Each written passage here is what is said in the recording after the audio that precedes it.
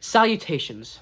My name is Asher Campbell Alagon, and in this video, I'm going to be talking about something more serious that a lot of people in my generation struggle with. Dating. Dating happens in college, high school, young adults, or middle school. Yeah, that relationship isn't turning out. I hate to break it to you. But genuinely, my generation, Gen Z, Gen A, or I guess I could count millennials, but I'm more Gen Z, struggles with literally talking to girls. Now, I can't determine how much charisma is embedded with you when you're born. That's just a naturalistic trait. But I'm talking about how people date. Like, I'm genuinely serious. My generation is one of the worst when it comes to that. First off, I think the bare minimum of when people should start dating is 11th grade. No exceptions. There is a 2% chance that you actually end up with the person that you decide to date in high school, and not even counting middle school. That's even lower odds. That is 1 in 50. That means 1 in 50 dates in high school end up actually working in marriage. Why? Why waste your time, money, and effort into a girl that you're not even going to see again? I walked up to a middle school birthday party with my brother because I had to watch him, and literally this kid was talking about, in 4th grade, talking about his exes. A child is talking about his exes. I don't think that is a phrase that I've ever heard as a homeschool Christian. Now, for the non-Christians, I'm not really here to dictate what you date because you have not morals rooted in the Bible, so you can click off the video. Unless you want to see what a Christian's opinion on dating, which other Christians still are horrendous at. I have never dated in my life. I'm 14 years old, and I'm in 10th grade, and I'm happy with this. I'm also homeschooled, so you could say I'm sheltered. Let's talk about contact with your girlfriend. Do not, under any circumstances, shh. If you get texted, shh, I have this little secret. You tell your mother immediately what she's saying. I don't care what it is. It could be the smallest thing. If it's the smallest thing, you can tell your mother. If it's the biggest thing, you tell your mother. Like, there is no world where you should keep a secret from your own mother and father, which love you, hopefully. I genuinely don't understand that. But also, physical contact. One of my friends who claims they're a Christian, they believe in touching the thigh, touching the... I'm not going to specify, because I'm also a Christian. I think before marriage, before you go mwah, and then you lead, and after your marriage, you have fun. That's not what I'm talking about. Before marriage. You should not be having physical contact. The two things that you should be doing the most is touching of the shoulder, like, hey, we gotta go, or holding hands. And if it's drastic, I don't know how you got into a gunshot situation, carry her out. I don't know. But there in no way, shape, or form should be touching here and here down near below the belt. And no kissing. Do you want to know what in science talks about this stuff? If you kiss a woman, I would never know, and I'm glad I don't know, kiss a woman, in your brain, cogs start to shift and turn in gears and stuff, and you get more and more focused on sex. And as a Christian that isn't married, that is absolutely something you should not be focusing on. Your academics, most importantly God, your relationship with your family and friends. That's the things you focus on. Now, I want to talk about exceptions. And I'm going to talk about two people that I have put things that rhyme with their names that actually, so that people from my church will know who they are, while people on the internet will have no idea who they are. I'm going to talk about fade and laundry. If you're from my church, you would know what I mean. Fade and laundry, these people dated in 8th, 7th grade, or 6th grade, I don't know.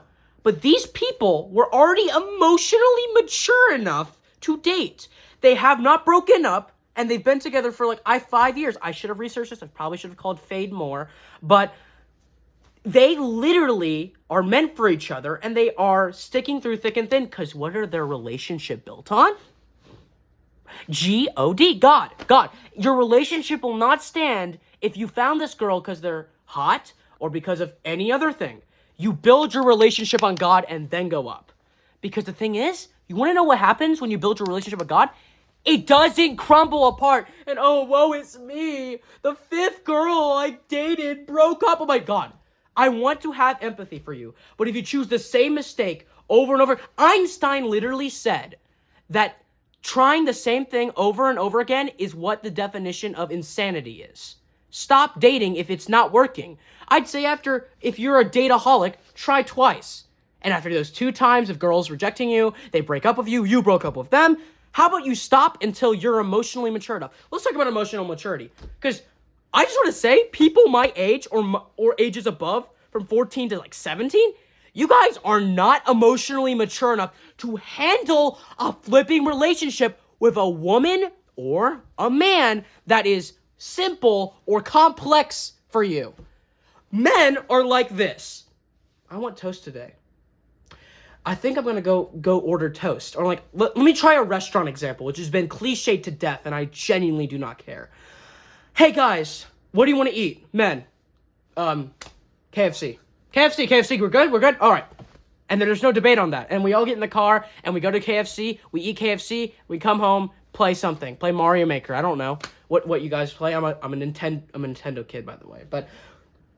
And then girls are like more complex and emotional beings.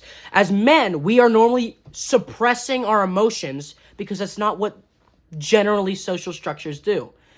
And we normally have to figure out that we have to have an emotional side to be able to tend and understand our wife. That's why it feels like we can't understand women. But for men, women trying to understand men, what we say is what we mean unless we're manipulative or jerks. And then I can't really say for all men. But men who are truly meaning something, they mean what they say. Hey, are you okay? I'm fine. It means I'm fine. Hey, girl, are you okay? I'm fine. Do I have to say anything else about that part? Emotional maturity. If the girl is playing games with you, you have a gaming console at home. You don't need to be playing games with a girl, okay? If they're like, ooh, no, and then I'm walking away because I'm not playing Hard to Get. Hard to Get is the most stupidest thing ever. It's like basically bowing down and saying, please, am I worthy enough for you to love me? No. I don't think I've ever seen a single successful relationship of a husband and a wife be like a father having to get down on his knees and say, do you love me? No. Okay, that just doesn't work. Let me get back to my original topic, emotional maturity, but everything I said had a reason to be said. Emotional maturity, I just want to say this. You guys don't have that. You don't understand the complex brain of another human being. Your emotional maturity is like, ooh, she's hot. I'm going to get her. Okay. Emotional maturity aside, your parents can tell you if you're emotionally mature enough. I don't need to be the one to say that. This is the order of how I look at a girl of attractiveness. And this is what makes me attracted to her. Let's go with the first thing. I have 4 layers here. A woman of God. That's the first thing that should come first. If that's not the first thing that comes first, you have no idea what a Christian should be doing when they're dating. Next, this is my personal preference, intelligent. I don't like a dumb woman, but that's my personal preference. You can substitute that for something else. Personality. Again, you guys are weird, but personally, I like how even if we are growing old, she's still funny, she's still intelligent, those things never change. The first 3 things I just said, they don't change. And then good looks. You shouldn't be like, oh my gosh, that girl is so jaw-dropping. Let me get her number. This is why most relationships fail, because you're looking at, the curvature and what the freaking heck. It doesn't matter in the long run. What matters is this the person I want to be stuck with for the rest of my life? No one makes that decision and like, yeah, that's exactly the person. She's so funny, blah, blah, blah, blah. And besides, people are not fully grown up enough to have understanding of how pretty a woman is. Like, a girl could be extremely ugly in middle school and then jaw-dropping in high school or college. Because a girl's beauty does not last. You know what lasts?